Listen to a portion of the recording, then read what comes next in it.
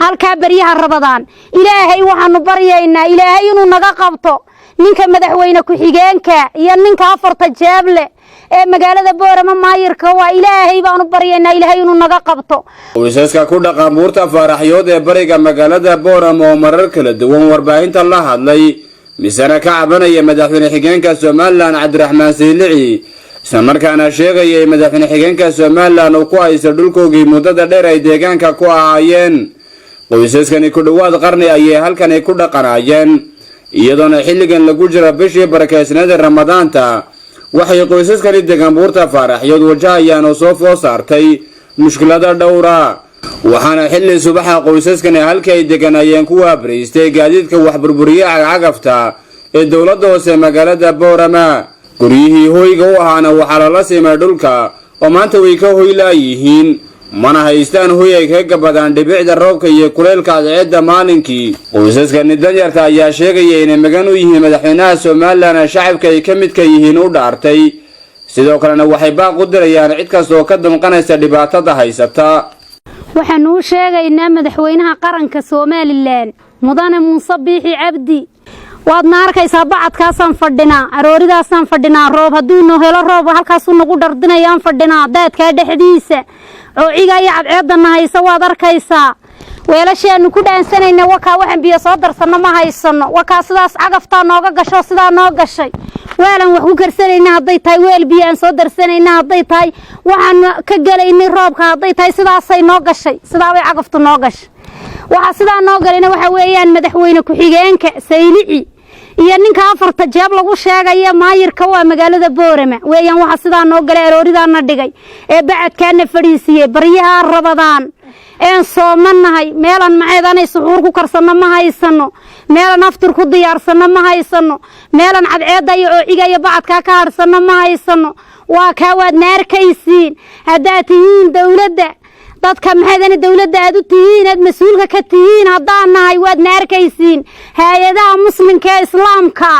hadday tahay wakaas halkaasaan fadhinaa halka bariyaha Ramadaan ilaahay waxaanu baryaynaa ilaahay inuu naga qabto ninka madaxweyne ku xigeenka iyo ninka afarta jeeble ee magaalada Boorama maayirka waa ilaahay baanu baryaynaa ilaahay inuu naga qabto waa halkii awowgay ku dhalay aabahay waa halku aabahay aniga igu dhalay waa halkaanna waxa inta la ku daldalay ay halka fadhiyaan weeyaan halkaas ka degan iska nabad ilaahay oo bay cagafna soo galiyeen xalii waxay naga wajajabiyeen bolooyinku way naga wada dumiyeen erkay cadceedaasana laysaalka daadkaasayna dhex keenana dhex jiifnaa halkaasaan fadhina jikadana nagu soo wada daateen inka dhulkaas dhulkaas wax ka wada qabnaa dhulka garbayowga aruurtina way ga dhardato aniga ciiga la fadhiya ilaahay baanu camalna bilaadan oo cabanayna ma jirto waxa dhibtaas oo dhan noo geystay waa maayirka iyo Saylici weeyaan istaa noo galaya noo baabiyo noo dumiye noo xoog sheeganaya oo dhulka yaga naga qaateen oo noo xoog sheeganaya ayna laayeen waxba noo mareemin hanjabo iyo dilid inta way isku kaaya dareen waxba noo mareey wax ciidan hanana dur fadhiya dhan hanu baxniyo dhan hanu dhaqaaqna midna ma jirto ay af noo ma galin oo ninka arkaystaasay noo galeen oo noo balbaliyeen noo baabiyeen oo badkii naga dardanaya oo dhan hanu baxniyo dhan hanu kay tagna midna ma haysano halkaasaan gargaankaasaan ku jiraan ku oodana waxa maanta halkaa aan fadhinaa bisha Ramadaan ee maanta khayrka inoogu bilatay ayaan anagu waxa la waxee agaba iyo wax maxay ahaydeen xamaan guryaha noo taalo dhanba cagaf baa sidaa loo marshi waa la burburiyay sida gabadha walaashay halka sheegaysa sida ilaa ka jad awow halka aan joognay ku dhalanay jira aniga oo waxba dhibaato aan geysan aniga oo wax dawlad la dagaalamay hayna jirin ayaan baxaydeen degalkii aan ku dhashay ee waalidkaygii iyo waalidkiisii intiiba halkaas maanta ay ku wada duuban yihiin joogan oo maanta anagu halka inta soo deganayn inta soo qarni aan soo deganayn oo 100 qarni ay ka badan yahay ka jad aan fadhino ayaa dabada la naga marshi iyadoo la iga hadlin ba la caburiyo gaari sida la igu riday halkaas aaniyo walaalkayba laga qaaday markaas saldhigga la nageeyay dabadeeto intii maxay ahaydeen la qaadaa gurigaygii waxa la wuxuu agab lahaa wax iiga baxay ma jira sidaas ayaa cagaf loo marshay sida maanta maxay ahaydeen adeedo warramay dadka iyaga bacadka joogay cabanaya ee waxaan soo tabinaynaa baaqaas xukuumaddu maxay ahaydeen iyaduna waxa ka qabato maxay ahaydeen madaxweynaha madaxweyne muuse biixina waxaan leenahay dulmigaa raggaa noo geysanaya oo madaxweyne ku-xigeenku ugu horeeyo uuna ku xiga maxay ninka maayirka ee magaalada gudoomiyaha uu ku xigo waxaan leenahay maxay ahaydana dhibaatada ay noo geyseen caalamka hay-adaha nabadgelyada waxaan u sheegaynaa hay-adaha xuquuqul aadamiga u dooda waxaan u sheegaynaa in ay waxa baaqaahan maanta halkaa ka jeeginayno dhibaatadaasi in aan dad nooluun ahayna xitaa dadkii qabuurta maanta ku jirayna lagu soo faqay. dhanka kale intii aanu ku guda jirnay duubista warbixintani la xidhiidha qoysaska ku nool buurta Faaraxyood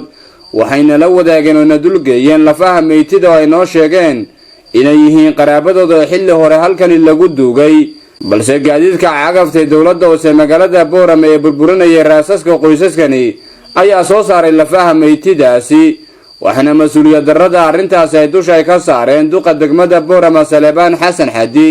iyo sidoo kale madaxweyne xigeenka Soomaaliland Cabdiraxmaan Saylici halka qabrigii ahaa oo ahaa waalidiinteedii ahaana ninkii halka deganaa ee cagafta iyo ay xukuumaddu ku baabiisay reerkiisii hadduu agab leeyahay iyo hadduu leeyahay maxay ahaydana alaab leeyahay cagaftu ku baabiisay waa idinka arkayo imika sidaas waxa weeyaan madaxii weeyaan kaasi waa madaxii ka imika gacanta ku haya waa madaxii weeyaan taana waxa weeyaan misigtii weeyaan waxa waa bawdadii weeyaan taasina waa bawdadii kaas waxa weeyaan dhudhunkii weeyaan kaas waxa weeyaan fuqi weeyaan kaasina waa idinka marxalad daankii hoose weeyaan waliba kii sare marka xadgudub aad u weyn baan xukuumadda ka tirsanaynaa iyo ragga maamulka ee hawsha nagu fuliyay dhulboobka ah waxa dhacday maxay ahaydeen inta dadkii bini'aadankii noolaa la dhaafay waxa dadkii dhintay xabaashi ba sidaas gudoomiyaha magaalada ka ah oo u fulinayo waliba nin maxay ahaydeen madaxweyne ku-xigeenka oo shakhsiyadiisa isagu gaar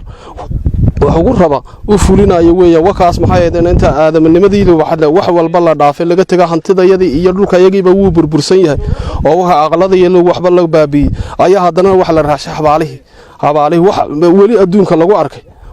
sidabaatee muranka u dhaxeeya qoysaska ku dhaqan buurta Faaraxyood ee bariga magaalada Boorama iyo madaxweyne xigeenka Soomaaliland ayaa mid muddaba soo jiray qoysaskan ayaa sheegaya in marsiyadan guud la rabo in dhulkooda looga barakiciyo lamana garanaya halka uu ku dambeyn doono khilaafka u dhaxeeya qoysaska ku dhaqan buurta Faaraxyood iyo madaxweyne xigeenka Soomaaliland waa Imraan Xuseen Aadan wararka muuqbaaya telefishanka caalamiga Star TV